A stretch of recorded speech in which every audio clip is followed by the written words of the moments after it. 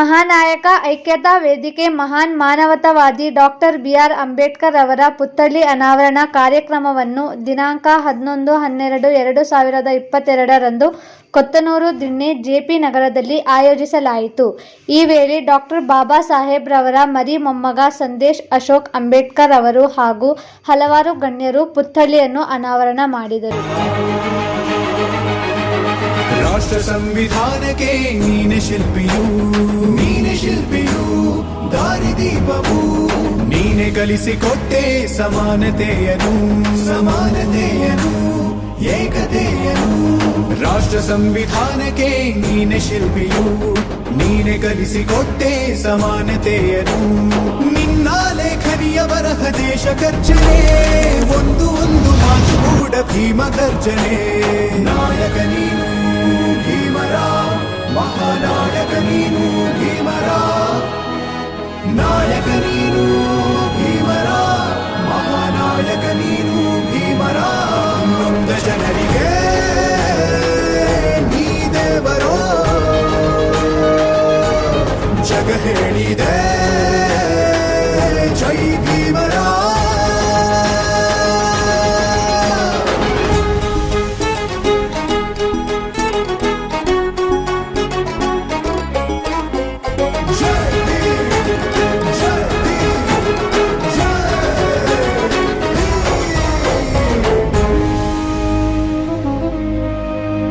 ಸಂಕಟದಲ್ಲಿ ಬಂದೆ ಆಗಿ ಆಧಾರ ನಿನ್ನಿಂದ ಅಸಮಾನತೆ ಈಗ ದೂರ ಕರಗೋಯ್ತು ಭಾರ ಮರೆಯಾಯ್ತು ದೂರ. ಸಂಕಟದಲ್ಲಿ ಬಂದೆ ಆಗಿ ಆಧಾರ ನಿನ್ನಿಂದ ಅಸಮಾನತೆ ಈಗ ದೂರ. ನೀ ತೋರಿದ ದಾರಿಲಿ ದೇಶ ಸಾಗಿದೆ ಸೂರು ನೀರು ಭೇದವೀಗ ದೂರವಾಗಿವೆ. ನಾಯಕ ನೀನು ಭೀಮರ ಮಹಾನಾಯಕ ನೀನು ಭೀಮರ ನಾಯಕ ನೀನು ಭೀಮರ ಮಹಾನಾಯಕ ನೀನು ಭೀಮರ. ನೊಂದ ಜನರಿಗೆ ನೀ ದೇವರೋ ಜಗ ಹೇಳಿದೆ ಜೈ ಭೀಮರ.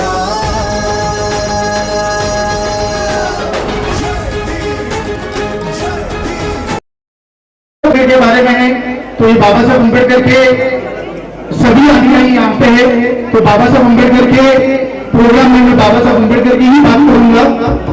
तो कोई बैरिस्टर थे, अपनी पढ़ाई जो बैरिस्टर की उन्होंने फॉरेन में की और फॉरेन में इसलिए पानी पी रहे हैं कल से.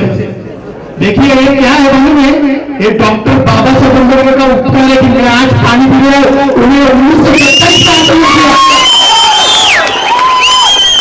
1927 का आंदोलन आज देखिए में जहां भी जाता है का पानी मिलता है उनके कारण बाबा साहब अम्बेडकर के कारण मिलता है. क्योंकि उन्होंने वो समय 1927 में अगर आंदोलन नहीं छोड़ा होता तो आज भी हमें पानी में दूर से फेंक के दिया जाता. 23 से लेके 1927 तक डॉक्टर बाबा साहब अम्बेडकर लाखों अनुयायियों को लेके हजारों अनुयायियों को लेके एक संगठन बनाते हैं. और 1927 में बाबा साहब अम्बेडकर नाहर के 14 दलित जाते हैं और वहां पानी को स्पर्श करते हैं, पानी प्राशन करते हैं और उस दिन से नाहर का 14 दल हमारे लिए खुले हो जाते हैं. देखिए दुनिया में आपने सुना होगा देखा होगा कि जिधर भी किधर आग लगती है तो उसे पानी में से बुझाया जाता है. उस दिन 1927 को डॉक्टर बाबा साहब अम्बेडकर ने पानी में आग लगा दी. ये ब्राह्मणी व्यवस्था को आग लग गई. सब जगह तहलका मच गया कि डॉक्टर बाबा साहब अम्बेडकर ने पानी को स्पर्श किया है.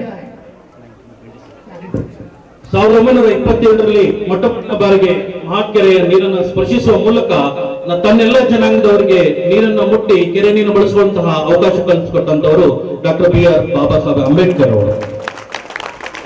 ಕೂಡ ಅವರಿಗೆ ಋಣಿಯಾಗಿರ್ತಕ್ಕಂಥದ್ದು ನಮ್ಮ ಧರ್ಮ. ನೀವೆಲ್ಲರೂ ನೋಡಿರ್ಬೋದು ದಿನನಿತ್ಯ ಪತ್ರಿಕೆಗಳಲ್ಲಿ ಸನ್ಮಾನ್ಯ ನಾಗರಿಕರಿಗೆ ಒಂದು ಒಳ್ಳೆ ರೀತಿಯಾದಂತಹ ಅವಕಾಶವನ್ನ ಜೀವನವನ್ನ ಸಂವಿಧಾನದ ಮೂಲಕ ಕೊಟ್ಟಂತವರು. देखिए बाबा साहब अम्बेडकर पहले संविदा सभा पे आए. अभी वो आपको मैं पूरे डिटेल में नहीं बता रहा हूँ. बाबा पहले सर ने जो स्पीच दिया उन्होंने उसमें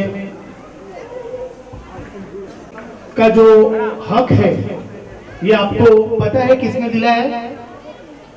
ये हक आपको डॉक्टर बाबा साहब अम्बेडकर ने दिलाया है। और ये जो हक है आजकल हम बेच के आते हैं, जो बाबा साहब अम्बेडकर ने दिलाया है, बाबा साहब अम्बेडकर ने जो ये हक दिलाया, उसके कारण बाबा साहब अम्बेडकर भी 2 बार हारे हैं, 1952 में और 1954 में। ये 2 इलेक्शन बाबा साहब अम्बेडकर हारे हुए हैं। देखिए, बाबा साहब अम्बेडकर जब ये वोटिंग का हक मांगने जाते हैं ब्रिटिशों के पास, तो ब्रिटिशों ने क्या उनके जो नॉर्म्स रखे थे, तो क्या रखे थे देखिए। एक तो पहला नॉर्म रखा था कि जो मताधिकार करेगा वो बड़ी घर से होना चाहिए। दूसरा था कि कम से कम उसके पास जमीन होनी चाहिए। तीसरा था अगर जमीन नहीं हो तो वो प्रॉपर्टी पे टैक्स भरी हुई पावती होनी चाहिए। और चौथा था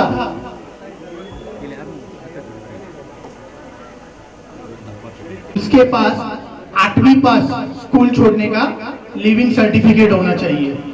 तो बाबा साहब अम्बेडकर को यह बात पता चलती है और बाबा साहब अम्बेडकर ब्रिटिश सरकार को जाके मिलते हैं और बाबा साहब अम्बेडकर उनसे बात करते हैं कि ब्रिटिश सरकार से ये बात करते हैं कि देखिए, हमारे में से तो कोई अमीर है नहीं, तो आपके जो पहला नॉर्म है उसमें हम लोग बैठते नहीं है, तो हम वोटिंग कर नहीं सकते। आपका दूसरा जो नॉर्म है उसमें आपने कहा है कि जमीन होनी चाहिए, हमारे जमीन खरीदने का हक ही नहीं है, तो हम कैसे क्या जमीन खरीदेंगे और उसके पेपर्स आपको कैसे देंगे? अगर हमारे पास जमीन ही नहीं है तो हम प्रॉपर्टी टैक्स कैसे भरेंगे? और चौथा जो उन्होंने कहा, आपके मनुस्मृति के हिसाब से हमें पढ़ने लिखने का अधिकार ही नहीं है, तो हम 8वीं का लिविंग सर्टिफिकेट कहां से लाएंगे? तो ब्रिटिश सरकार बाबा साहब अम्बेडकर से पूछती है कि फिर बाबा साहब अम्बेडकर क्या करना चाहिए? तो बाबा साहब अम्बेडकर कहते हैं कि ये चारों चीज तो हमारे पास नहीं है, पर इस देश में हम पैदा हुए हैं, ये हमारे पास प्रूफ है, और इस देश में हमारा 1 साल से हर साल बढ़ जाता है। तो आप ऐसा क्यों नहीं करते कि 21 साल के महिला और पुरुष को मतदान का हक देते हैं? तो ब्रिटिश सरकार बाबा साहब अम्बेडकर की बात सुन के ब्रिटिश सरकार बाबा साहब अम्बेडकर का सुनती है और बाबा साहब अम्बेडकर ये बात सुनने के बाद खुशी खुशी वहां से बाहर आते हैं। और जैसे उन्होंने नानक चंद्र रत्तू की बात की, नानक चंद्र रत्तू बाबा साहब अम्बेडकर का जो सहकारी था, वो गाड़ी के पास खड़ा होता है और बाबा साहब अम्बेडकर ऐसे हंसते हंसते आते हैं। तो नानक चंद्र रत्तू बाबा साहब अम्बेडकर को पूछता है, बाबा साहब अम्बेडकर आज आप बहुत खुश लग रहे हो, आज क्या किया? आज मैं बहुत बड़ा काम करके आया हूं।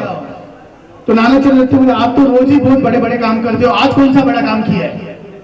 तो बाबा साहब अम्बेडकर कहते हैं, आज मैं एक भिखारी को एक राजा के साथ खड़ा होने का अधिकार लेके आया हूं। अब से रानी के पेट से राजा नहीं जन्मेगा, ये मत के पेटी से राजा जन्मेगा। और बाबा साहब अम्बेडकर ने ये करके दिखाया। और आज हम क्या करते? बाबा साहब अम्बेडकर ने जो अपना हमें हक दिया है उसे बेचते हैं। कुछ लोग दारू के लिए बेचते हैं, कुछ लोग चिकन के लिए बेचते हैं, हमारी महिलाएं साड़ी के लिए बेच देती है। और ऐसे आदमी को हमारे ऊपर राज करने छोड़ देती थी जो हमारा शोषण कर रहा है। ವೇದಿಕೆ ಮೇಲೆ ಉಪಸ್ಥಿತರಿರ್ತಕ್ಕಂಥ ನಮ್ಮ ಕಾಂಗ್ರೆಸ್ ಪಕ್ಷದ ಮುಖಂಡರು ಗಣೇಶ್ ಅವರೇ, ಈ ಒಂದು ಸುಂದರ ಅಂಬೇಡ್ಕರ್ ಅವರ ಪುತ್ಥಳಿಯ ಉದ್ಘಾಟನೆ ಮಾಡಿದಂತ, ಈ ಒಂದು ಪುತ್ಥಳಿಯನ್ನು ನಿರ್ಮಾಣ ಮಾಡಿದಂತ ಈ ಭಾಗ का जो प्रतिमा स्टैचू है उसका अनिवार्य करने के लिए मुझे बुलाया गया। माननीय सुरेश जी, माननीय प्रभु जी, इन्होंने बुलाया। ये कार्यक्रम इतना अच्छा हुआ है कि और यहाँ पे बाबा साहब अम्बेडकर जिंदा है ऐसे मुझे लग रहा है। और ये कार्यक्रम बहुत ही अच्छा हुआ और मुझे यहाँ कर्नाटक में आके बहुत अच्छा लगा। सर अभी आप आज मैं बता रहा हूँ आपको कि जो इन्होंने मुझे ट्रीटमेंट दिया है, तो मुझे लगता है जो डॉक्टर बाबा साहब अम्बेडकर ने अपने 3 बच्चे दफन किए हैं और बाबा साहब अम्बेडकर ने जो किया है, बाबा साहब अम्बेडकर के सब बच्चे इन्होंने मुझे फूल की तरह रखा। बहुत ही मुझे मान सम्मान मिला। इस बात से मैं आगे की पीढ़ी को मैं इतना ही कहना चाहता हूँ कि देखिए, अभी हमारे लोगों में बहुत से जगह पे बट रहे हैं, तो मैं आगे यही चाहूँगा कि लोग एक साथ हो जाए, संगठित हो जाए और मिलजुल कर ये जो मनुवादी लोग हैं इनका सामना करे और बाबा साहब अम्बेडकर की विजय करे। सर अभी यहाँ पे कुछ संविधान बदलाने की बात तो उससे कुछ फर्क नहीं पड़ता है। ಇವತ್ತು ಈ ಭಾಗದ ಅಂಬೇಡ್ಕರ್ ಅವರ ಅಭಿಮಾನಿಗಳು ಎಲ್ಲರೂ ಸಹ ಸೇರಿ ಅತ್ಯಂತ ಆಕರ್ಷಣೀಯವಾಗಿರ್ತಕ್ಕಂಥ ಅಂಬೇಡ್ಕರ್ ಅವರ ಪುತ್ಥಳಿಯನ್ನು ಇಲ್ಲಿ ಸ್ಥಾಪನೆ ಮಾಡಿದ್ದಾರೆ.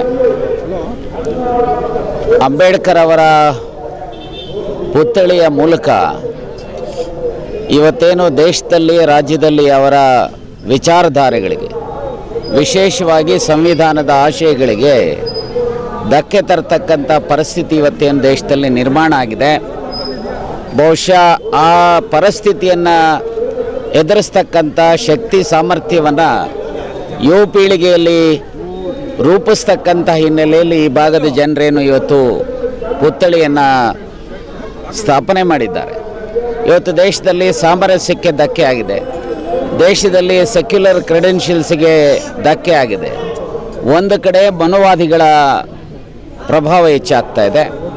ಸೊ ಹಾಗಾಗಿ ಈ ಪುತ್ಥಳಿಯಿಂದ ಪ್ರೇರಿತರಾಗಿ ಅಂಬೇಡ್ಕರ್ ಅವರ ಆಶಯಗಳನ್ನು ಜಾತಿ ರಹಿತ, ವರ್ಗರಹಿತ, ಶೋಷಣೆ ರಹಿತ, ಸಮಪಾಲು ಸಮಬಾಳು ಸಮಾನ ಅವಕಾಶದ ಸಮಾಜವನ್ನು ಕಟ್ತಕ್ಕಂಥದಕ್ಕೆ ನಾವೆಲ್ಲರೂ ಸಹ ದೀಕ್ಷೆ ತೆಗೆದುಕೊಳ್ತಕ್ಕಂಥ ದಿನ ಅಂತೇಳಿ ನಾನಂತೂ ಭಾವಿಸಿದ್ದೇನೆ. ಆ ದಿಕ್ಕಿನಲ್ಲಿ ರಾಷ್ಟ್ರದ ಯುವ ಪೀಳಿಗೆ, ಅದರಲ್ಲೂ ಎಲ್ಲ ವಿಚಾರವಂತರನ್ನು ಸಹ ಆ ದಿಕ್ಕಿನಲ್ಲಿ ಚಿಂತನೆ ಮಾಡಿ ಈ ಸಮಯ ಸಾಧಕ ಮನುವಾದಿಗಳನ್ನು ಅಧಿಕಾರದಿಂದ ದೂರ ತಳ್ತಕ್ಕಂಥದ್ದಕ್ಕೆ, ದೂರ ಮಾಡತಕ್ಕಂಥದ್ದಕ್ಕೆ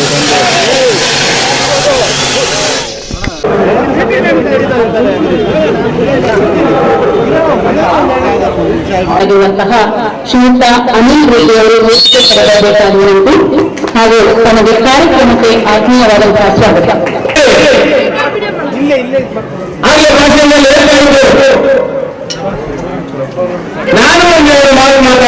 ನಾವು ಈ ದೇಶದ ಮೂಲ ನಿವಾಸಿಗಳಿಗೆ ಹಕ್ಕಂತ ಕೊಟ್ಟಿರುವಂಥದ್ದು ಬಾಬಾ ಸಾಹೇಬ್ ಅಂಬೇಡ್ಕರ್ ಅವರ ಸಂವಿಧಾನ. ಆ ಸಂವಿಧಾನದ ಅಡಿಯಲ್ಲಿ ಇರತಕ್ಕಂಥವ್ರು ನಾವು ಪ್ರತಿಯೊಬ್ಬರು ಬಾಬಾ ಸಾಹೇಬರ ಆದೇಶಗಳನ್ನು ಪಾಲನೆ ಮಾಡೋಂಥದ್ದು ಇಡೀ ಜಗತ್ತಿನಲ್ಲಿರ್ತಕ್ಕಂಥ ಎಲ್ಲ ಮೂಲ ನಿವಾಸಿಗಳ ಕರ್ತವ್ಯ. ಯಾಕಂದರೆ ಬಾಬಾ ಸಾಹೇಬರು ಅವರ ಋಣನ, ನಮಗೆ ತಾಯಿ ಋಣ ಹೇಗೋ ಬಾಬಾ ಸಾಹೇಬರ ಋಣ ಕೂಡ ಹಾಗೆ. ತಾಯಿ ಋಣ ನಮ್ಮ ಮೇಲೆ ಒರೆಸ್ಬಿಟ್ಟಿದ್ದಾರೆ, ತಾಯಿ ಋಣ ತೀರ್ಸೋಕ್ಕಾಗೋದಿಲ್ಲ. ಹಾಗೆ ನಾವು ಇಡೀ ಜೀವನ ಸವಿಸಿದ್ರೂ ಸಹ ಬಾಬಾ ಸಾಹೇಬರು ಸಂವಿಧಾನದಲ್ಲಿ ಕೊಟ್ಟಿರ್ತಕ್ಕಂಥ ಋಣ ನಾವು ತೀರ್ಸೋಕ್ಕಾಗಲ್ಲ. ಆ ಋಣದಲ್ಲಿ 1% ಆದರೂ ನಾವು ತೀರಿಸಬೇಕು ಅಂತೇಳಿ ನಮ್ಮ ಇಡೀ DSS ಪರಿವರ್ತನವಾದ, ಅಂಬೇಡ್ಕರ್ವಾದ ಮತ್ತು ಭೀಮವಾದ ಮತ್ತು ನಾವು ಮಹಾನಾಯಕ ಐಕ್ಯತೆ ವೇದಿಕೆ ಅಂತ ಯಾಕೆ ಇಟ್ವಿ ಅನ್ನೋದು ಇಲ್ಲಿ ಒಂದು ಅದ್ಭುತವಾದ ವಿಚಾರ.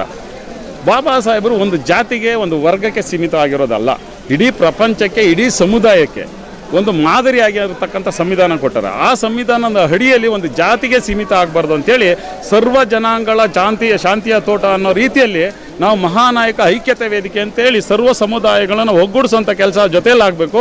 ಈ ಜೊತೆಯಲ್ಲಿ ಈ ಕಾರ್ಯಕ್ರಮದ ಅಡಿಯಲ್ಲಿ ಎಲ್ಲರೂ ಸರ್ವ ಜನಾಂಗದವರು ಬರಬೇಕು, ಸರ್ವ ಧರ್ಮಗಳು ಬರಬೇಕು ಅಂತೇಳಿ ಮಿಲನ ಮಾಡಿ ಈ ಕಾರ್ಯಕ್ರಮದಲ್ಲಿ ಎಲ್ಲರನ್ನು ಮಿಲನಗೊಳಿಸಿ ಈ ಬಾಬಾ ಸಾಹೇಬರ ಅಂಬೇಡ್ಕರ್ ಪುತ್ಥಳಿ ಕಾರ್ಯಕ್ರಮವನ್ನು ಯಶಸ್ವಿ ಮಾಡಿಸಿಕೊಟ್ಟಿರ್ತಕ್ಕಂಥ ತಮ್ಮೆಲ್ಲರಿಗೂ, ನನ್ನ ಜೊತೆ ದುಡಿದಂಥ ಮಹಾನಾಯಕನ ಹೋರಾಟ ಸಮಿತಿಗೂ, ಈ ಕೊತ್ತನೂರು ಮತ್ತು ಕೊತ್ತನೂರು ದಿನ ಗ್ರಾಮಸ್ಥರಿಗೂ, ನನ್ನ ಸ್ನೇಹಿತರಿಗೂ, ನನ್ನ ಬಂಧುಗಳಿಗೂ, ಈ ಕಾರ್ಯಕ್ರಮಕ್ಕೆ ಹಾಜರಾಗಿರ್ತಕ್ಕಂಥ ಎಲ್ಲರಿಗೂ ನನ್ನ ಭೀಮಾ ಸಲಾಂ. ಜೈ ಭೀಮ್, ಜೈ ಭೀಮ್.